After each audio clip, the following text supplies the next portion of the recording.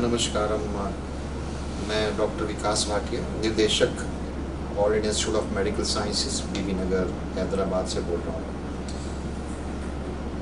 आप सबको मेरी शुभकामनाएं एम्स की तरफ से। और मुझे खुशी है कि मैं आज थोड़ा आपको एम्स की स्टेटस के बारे में, इसकी प्रोग्रेस के बारे में थोड़ा अपडेट करूँगा। और इसके अलावा जो भी आपके प्रश्न होंगे, चाहे वो कोविड से संबंधित हों या इस इंस्टीट्यूशन से संबंधित हों, आप पूछ सकते हैं, ताकि लोगों को ये मालूम लगे कि हम लोग कहाँ पे अभी हैं और कितना वक्त और लगेगा आगे की सर्विसेज डेवलप होने में। हम लोगों ने कोविड केयर सेंटर शुरू किया था अप्रैल के महीने में, जब यहाँ पे सेकेंड वेव आई थी, क्योंकि उस समय बहुत शॉर्टेज भी थी ऑक्सीजन की और बहुत दिक्कतें हो रही थी।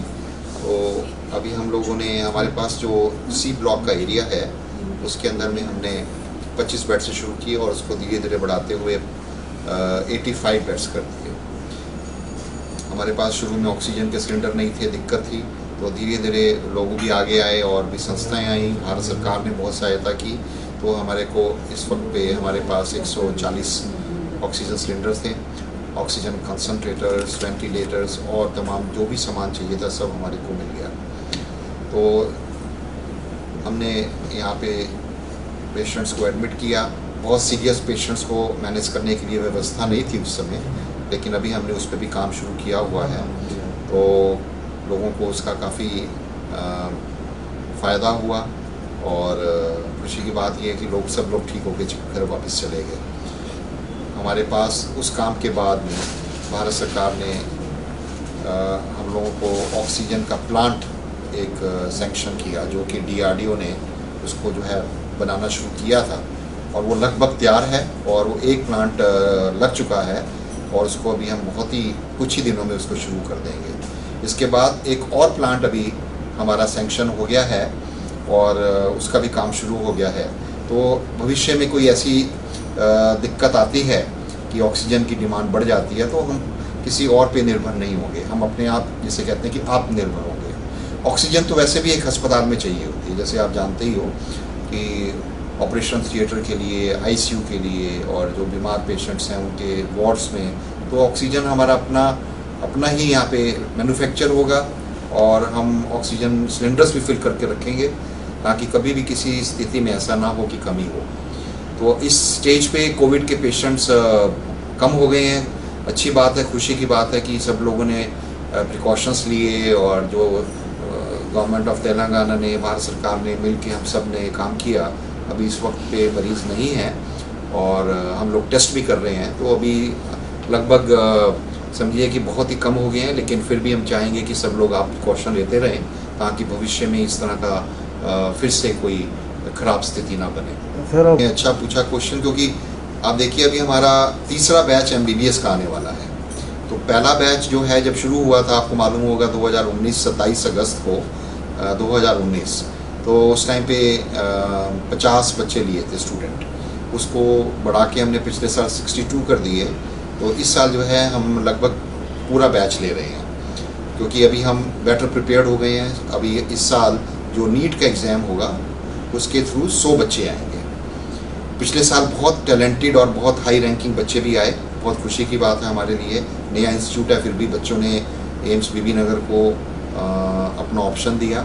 उनके लिए हमने सारी फैसिलिटीज़, हमने मीटिंग भी कर ली, आने वाले बैच के लिए तैयारी कर ली है और उनकी मेस तैयार है, उनके रहने का भी हम इंतज़ाम कर रहे हैं और जिसे हम हॉस्टल कहते हैं, और उनके खेलने का, क्लासरूम्स का। सबसे अच्छी बात यह है कि हमारी जो प्रोफेसर्स हैं, फैकल्टी मेंबर्स, उन सब का रिक्रूटमेंट हो चुका है। पिछले 8 महीने से ये प्रोसेस किया था हमने सितंबर 2020 ऑनवर्ड्स। तो उसके बाद से इस वक्त हमारे पास 87 प्रोफेसर्स डिफरेंट पोजीशंस पे, फैकल्टी 19 डिपार्टमेंट के यहाँ पे ज्वाइन कर चुके हैं।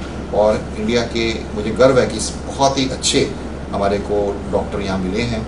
तो बच्चों को पढ़ाने के लिए उन डॉक्टरों की, प्रोफेसर्स की ज़रूरत होती है, वो सब यहाँ पे अभी हैं। तो हम पूरी तरह से तैयार हैं नए बैच के लिए। और जो लैब का सामान चाहिए और जो हॉस्पिटल में जो मरीज़ देखने हैं बच्चों ने, जो अभी सीनियर बैच हो गया, क्योंकि उनका ट्रेनिंग होता है अस्पताल में पेशेंट के साथ इंटरेक्शन होने का। तो वो सब भी हम सर्विसेज उनको और सेवाएं उनके लिए हमने तैयार कर ली हैं। कोई नए कोर्स आने वाले हैं क्या सर स्टूडेंट्स के लिए, न्यू कोर्सेज? जो MBBS के अलावा, क्योंकि वो पहला कोर्स शुरू में करना होता है, तो इसके अलावा हमारा प्लानिंग ये है कि हम इमीडिएटली और नए कोर्स शुरू करना चाहते हैं। किसी भी एक अच्छे अस्पताल को चलाने के लिए MBBS डॉक्टर चाहिए, फिर उसके अलावा MD MS स्पेशलिस्ट चाहिए, और बाद में DM और MCH वाले सुपर स्पेशलिस्ट चाहिए। ये तो डॉक्टर्स की एक मेडिकल कॉलेज में जो काम होगा अस्पताल में। इसके अलावा अस्पताल को चलाने के लिए हमें नर्सेस की ज़रूरत होती है, तो उसके लिए BSc नर्सिंग और बाद में उसके MSc नर्सिंग और बाद में PhD भी शुरू करेंगे। तीसरा जो केडर है वो भी बहुत ज़रूरी है, जिसको हम कहते हैं पैरामेडिकल कोर्सेज, जिसमें ये technicians, technical courses, medical lab, क्योंकि इतने बड़े बड़े इक्विपमेंट्स होते हैं, इतनी लैब्स होती हैं, उनको संभालना चलाना, तो कई बार उतने अच्छे ट्रेंड टेक्नीशियंस भी नहीं मिलते। तो हम ये सारे कोर्सेज की अप्रूवल ले चुके हैं, और अभी हाल ही में अभी और कल भी जो है हमारी एक इंस्पेक्शन है, और पहले भी करवा चुके हैं, और हमने अपनी गवर्निंग बॉडी से भी अप्रूवल करवा ली। हम अपना MD MS का प्रोग्राम जनवरी-फरवरी 2022 से शुरू करने का हमारा प्लान है। BSc नर्सिंग, उसको भी हमने अप्रूव करवा लिया है। उसको भी हम 22 में जब उसका एम्स के थ्रू एग्ज़ाम होगा, उसका ऑल इंडिया एंट्रेंस एग्ज़ाम, उसके थ्रू लेंगे। और अगर हमारे पास और फैसिलिटीज़ बन जाएंगी तो हम कोशिश करेंगे कि अगले साल 22 में हम पैरामेडिकल कोर्सेज भी शुरू कर पाएँ। सर एम्स बीबी नगर के फीचर्स प्लान क्या है, फ्यूचर प्लान्स? ये बीबी नगर के लिए मैं बहुत ऑप्टिमिस्टिक हूँ। सबसे बड़ी खुशी की बात ये है कि अभी आपने भी पढ़ा होगा या आपको ज्ञान होगा इस बात का कि जो 200 एकड़ जो लैंड हमको गवर्नमेंट ने दी, तेलंगाना गवर्नमेंट ने, और ये थोड़ी पार्शली बिल्ड बिल्डिंग हमको मिली जिसमें हम काम कर रहे हैं। इसके लिए इसका मास्टर प्लान पूरा तैयार हो गया है और वो अप्रूव हो गया है, और उसका टेंडर भी निकल गया है। और उसके बाद जो है इस साल उम्मीद है कि वो एक बार टेंडर फाइनल हो जाएगा, भारत सरकार जिसमें काम कर रही है, तो लगभग 800 करोड़ का जो इंफ्रास्ट्रक्चर वो डेवलप किया जाएगा। 183 करोड़ का जो इक्विपमेंट्स है मेडिकल अस्पताल के लिए, ट्रेनिंग के लिए, उसका भी पूरा प्रावधान है उसका, वो भी सामान सब आ रहा है और भी आएगा। Sir last question, is there any third wave? तीसरी वेव की चिंता हम सबको है और इस बारे में बार बार चर्चा भी होती है।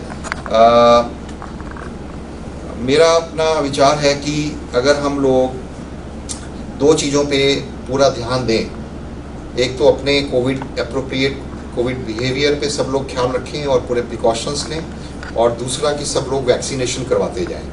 अब आप जैसे कि जानते हैं लगभग 60 करोड़ वैक्सीन के करीब लग चुके हैं, तो ये एक बहुत बड़ा कैंपेन, वर्ल्ड का लार्जेस्ट वैक्सीनेशन कैंपेन चल रहा है। जिन जिन देशों में वैक्सीनेशन अच्छा हो गया है, जैसे यूनाइटेड किंगडम, उन कंट्रीज़ में अस्पताल में एडमिट होने की रेट जो है बहुत कम है, और जो डेथ रेट है वो बहुत कम है।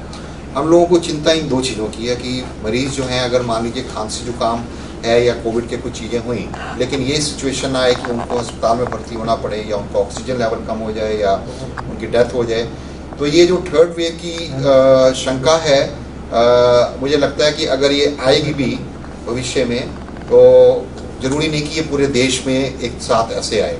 जैसे कि इस टाइम पे जैसे मान लीजिए केरल में चल रहा है, या कुछ नॉर्थ ईस्ट में आ रहा है, चल रहे हैं केसेस, तो हो सकता है ये रीजनल लेवल पे हो, जिन जगह पे या तो वैक्सीनेशन कम है यहाँ पे, या ओवर दी टाइम अगर कोई ऐसी साइंस से मालूम पड़ता है कि उनकी इम्यूनिटी कम हो गई है। लेकिन इस बात की चिंता से 100% हम लोग नहीं फ्री हो सकते कि कोविड थर्ड वेव नहीं आएगी, लेकिन ये भी हम सोच सकते हैं ऑप्टिमिस्टिक तरीके से कि अगर हमने अपना पूरा प्रिकॉशन ली और वैक्सीनेशन हुआ है, तो हो सकता है कि उस स्थिति तक ना पहुंचे जैसा कि हमने सेकेंड वेव में देखा था। Thank you.